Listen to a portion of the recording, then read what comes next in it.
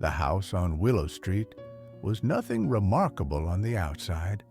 A modest two-story rental with peeling white paint and a small porch swing that creaked whenever the wind passed through the narrow lane. But for Emma and her younger brother Jake, it was home.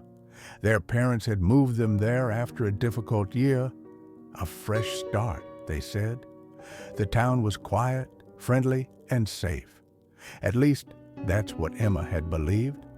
It wasn't until the first night that Emma sensed something was wrong. They moved in during the afternoon, unpacking boxes and arranging furniture. The previous tenants had left in a hurry, and the landlord warned them to expect some quirks. Creaky floors, flickering lights, the occasional plumbing oddity. Nothing too unusual, he'd said with a wink. But as night fell and the clock neared midnight, the atmosphere shifted. Emma had just finished reading a book in her room when the silence was broken by a faint whisper, barely audible, like a breath on the back of her neck. She paused, heart pounding, listening. Jake was supposed to be asleep in the next room and their parents were downstairs. The whisper came again, this time more urgent, almost a plea. Emma felt the hair on her arm stand up.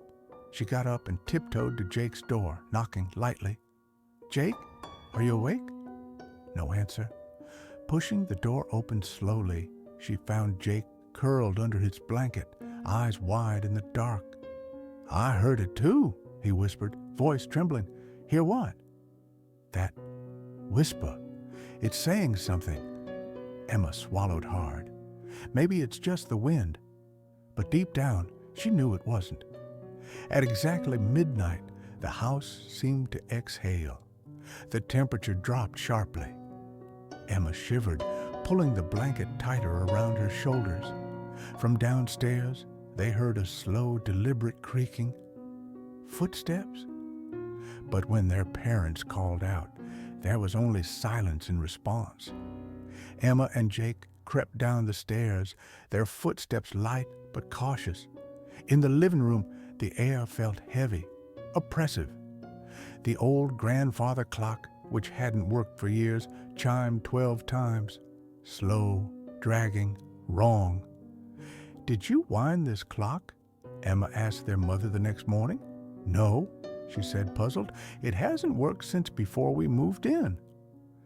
That night, the whispers grew louder. Emma lay awake, listening as voices seemed to drift through the walls. The whispers weren't in any language she recognized.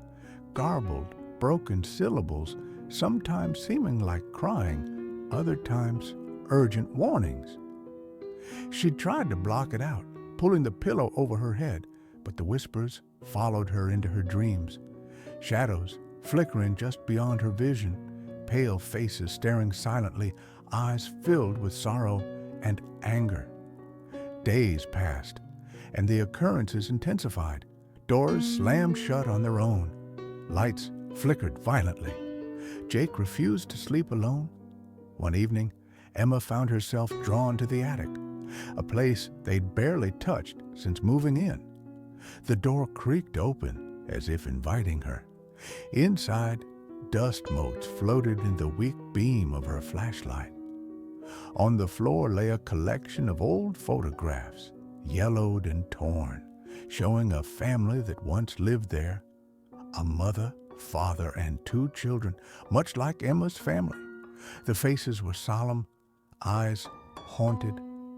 One photo had something scrawled on the back in faded ink. "Don't forget us. We're still here." Emma felt a chill crawl down her spine.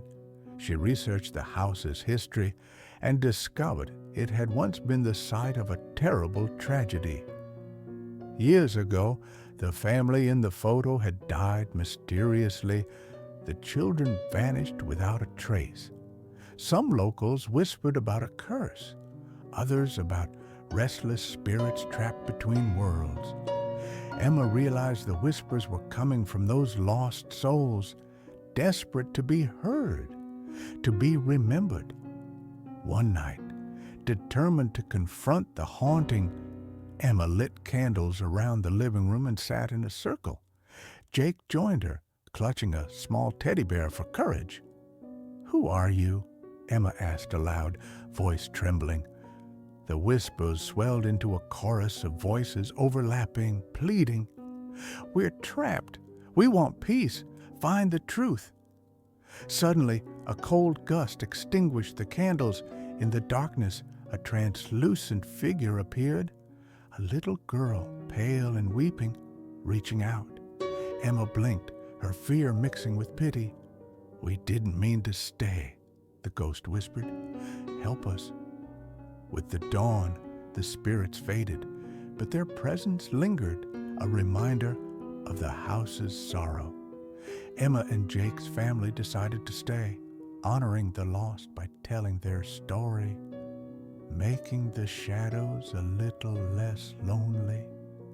Midnight remained the hour when the veil thinned, when ghosts whispered their stories to those willing to listen.